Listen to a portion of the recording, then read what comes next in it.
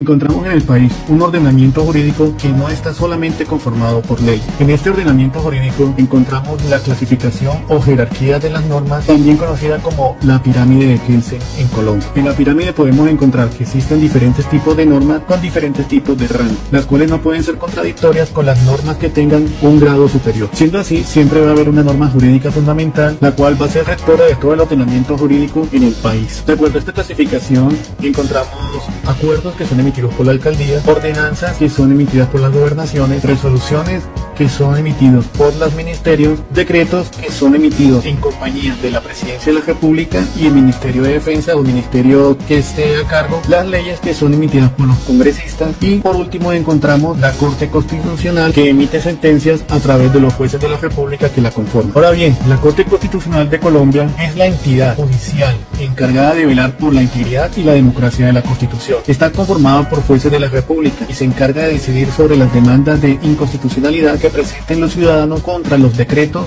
con fuerza de ley dictados por el gobierno. A través de sentencias declara y reconoce el derecho o razón de una de las partes obligando a la otra a cumplir. Siendo así, encontramos que la pirámide la encabeza la Corte Constitucional haciendo valer los derechos de la Constitución Política de Colombia. Las leyes son normas expedidas por el Congreso de la República y encontramos que en Senado y Cámara hay 7 comisiones, los cuales cada senador o representante de Cámara la conforma. Una ley es presentada como proyecto ante la comisión, puede ser de Cámara o de Senado y Cámara, pero tiene que debatirse en diferentes comisiones para que pueda ser una ley. Es muy importante conocer qué es una ley y de esta forma entender mejor el trabajo realizado en el Congreso de la República. Ahora, los decretos son actos administrativos promulgados por el Poder Ejecutivo con contenido normativo, reglamentario, sin necesidad de ser sometida al órgano legislativo. Ahora bien, cuando se habla de un decreto ley, se trata de un acto que ofrece la posibilidad de tener aplicación con fuerza de ley, sin necesidad de tener intervención del Congreso. Teniendo en cuenta el decreto 1417 emitido en noviembre de 2021, fue un decreto que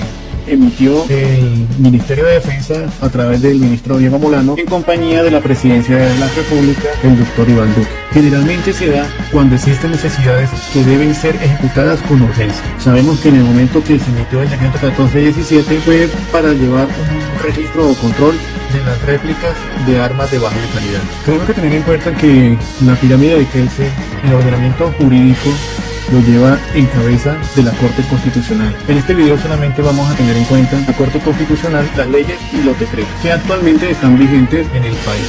Si queremos consultar si una norma está vigente, debemos ingresar a la página de SWIN, que es la página del Ministerio de Justicia, donde presentan si una norma está vigente o no. En la página encontraremos que el decreto 1417 se encuentra vigente. Ahora entremos un poco más al detalle. El término considerando su definición de derecho son cada una de las razones esenciales que preceden, dictaminen y sirvan de apoyo a un fallo. Es muy importante resaltar que el decreto 1417 clasificó las armas de baja letalidad como armas de fuego, tomando los artículos 7, 10, 11 y 12 del decreto 2535 para la clasificación y uso de las armas de baja letalidad. El artículo 10, donde determinaban armas de uso civil, que son aquellas con permiso de la autoridad competente que pueden portar o tener los particulares, y las clasificaban como armas de defensa personal, armas deportivas y armas de colección. El artículo 11, que son las armas de defensa personal, que son aquellas diseñadas para la defensa individual a corta distancia. Y el artículo 12, armas deportivas, que son las armas de fuego que cumplen con las especificaciones necesarias para la práctica de modalidades de tiro aceptadas por la Federación Internacional de Tiro y las usuales para la práctica del deporte de cacería. Hay que tener en cuenta algo muy importante, que la cacería está prohibida en el país. Vale resaltar igualmente que la Federación Nacional de Tiro es el ente que regula las armas para uso deportivo y a través de la circular número 6 emitió el comunicado siguiente. El Comité Ejecutivo de FEDETIRO comedidamente exhorta a todas las ligas, clubes y deportistas del país miembros de la federación a que se abstengan de promover, fomentar, practicar o cualquier otra actividad similar con armas traumáticas o de letalidad reducida en los polígonos en los que se practiquen las diferentes modalidades de de tiro deportivo olímpico o no olímpico avaladas por Fedetiro, con el nombre de esta federación o dando a entender que se trata de una práctica de tiro deportivo. El uso de estas armas, así como su promoción o fomento se adelantará bajo exclusiva responsabilidad de la liga, club o asociación de la que se trate sin que pueda considerarse modalidad deportiva, pues a la fecha actual no cuenta con ese reconocimiento por parte de la autoridad competente ni de esta federación en lo que a esta corresponde. Para que una actividad se pueda tener en cuenta como deportiva, encontramos que debe cumplir con lo establecido en la resolución 1440 de diciembre 14 de 2007, la que considera una actividad deportiva en el país si es desarrollada en los Juegos Olímpicos y es avalada o reconocida por el Comité Olímpico.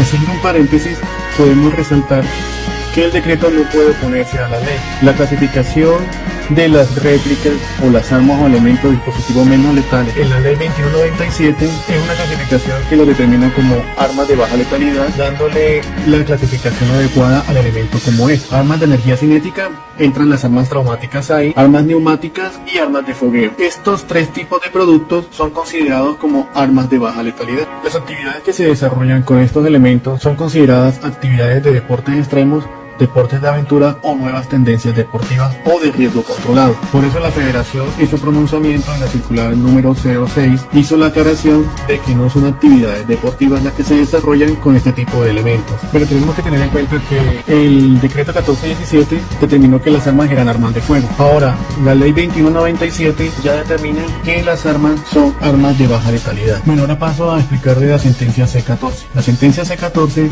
es un pronunciamiento de la Corte Suprema de Justicia donde demandó el artículo 25 y el artículo 30 de la ley 2197 por violar los derechos constitucionales. La acción pública de inconstitucionalidad es un mecanismo que puede ser utilizado por todos los ciudadanos y consiste en solicitar que retiren normas, leyes, decretos con fuerza de ley que se consideren que contradicen o violen la Constitución Política de Colombia. Siendo así, al ser demandado el artículo 25, la sentencia ahora permite que los extranjeros puedan adquirir armas, elementos y dispositivos menos letales. Y la sentencia retiró del DCCAE la regulación de las armas, elementos, dispositivos menos letales y munición. Actualmente portar un arma traumática no es un delito y tampoco conlleva judicialización en Colombia. Y no vuelve a regir la ley 1801 del 2016, que es el Código Nacional de Policía y Convivencia. En el artículo 27, comportamientos que ponen en riesgo la vida e integridad, encontramos en el numeral 7, portar armas neumáticas, de aire, de fogueo, de letalidad reducida,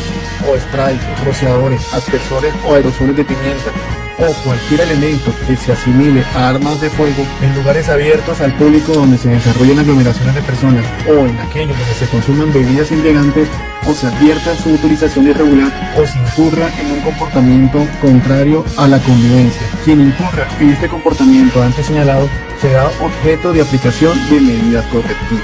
Como este video es un video informativo de carácter público, tanto para la policía, civiles y militares, vale resaltar el artículo 21. El artículo 21 es de carácter público que las actividades de policía, todo procedimiento policivo podrá ser grabado mediante cualquier medio de las tecnologías de información y comunicación, por lo que le está prohibido a cualquier persona, salvo las restricciones expresas de ley, impedir que sean realizadas dichas grabaciones. La autoridad de policía que impide la grabación de que trata este artículo sin la justificación legal correspondiente incurrirá en causal de mala conducta. Amigos, la prevaricación o prevaricato es un delito que consiste en que la autoridad, juez u otro servidor público dicta una resolución arbitraria en un asunto administrativo o judicial a sabiendas de que dicha resolución es injusta y contraria a la ley. Encontramos que en el Código Penal, en el artículo 413, prevaricato por acción, el servidor público que profiera resolución, dictamen o concepto manifestante contrario a la ley, incurrirá en prisión de 48 a 144 meses, multa de 66.66 y 300 salarios mínimos legales vigentes, e inhabilidad para el ejercicio de los derechos y funciones públicas de 80 a 144 meses. Armas denominadas de menor letalidad de acuerdo al artículo 28 de la ley 2197 del 25 de enero del 2022, apartándolas de la categoría de armas de fuego y clasificándolas de acuerdo a su fabricación: armas neumáticas, armas de fogueo, armas de energía cinética. Entre estas tenemos las armas traumáticas. Como la ley 2197 lo separa de la categoría de armas de fuego, surgen algunas dudas. Si no alcancé a marcar mi arma y solicitar el permiso de porte o tenencia, ¿qué paso debo seguir? Este proceso no debe continuar porque la Corte, a través de la sentencia 014, se pronunció demandando el artículo 30 de la Ley 2197 por violar los derechos constitucionales. El transporte debe ser en su caja, estuche, sin proveedor y sin munición. Esto rige para las armas de fuego bajo el decreto 2535 de 1993. Las armas, elementos y dispositivos menos letales las rige la Ley 2197 y no tiene limitaciones en su transporte. ¿Puedo llevar más de 9 cartuchos en el proveedor? Tener solo 9 cartuchos en el proveedor es solo para armas de fuego. Bajo la Ley 2197, las armas no letales no tienen límite de cartuchos o munición que pueda usted llevar. ¿El transporte en el cinto o en la pretina es permitido? Esta restricción o limitación es para armas de fuego bajo el decreto 2535 de 1993. Bajo la Ley 2197, las armas no letales no tienen limitación alguna en su transporte. En el artículo 32, porte de armas, elementos y dispositivos menos letales, se entiende que es la acción de llevarlas consigo a su alcance. Lo que sugerimos es no llevarlas en un lugar visible para no intimidar a quienes estén en su entorno. Y por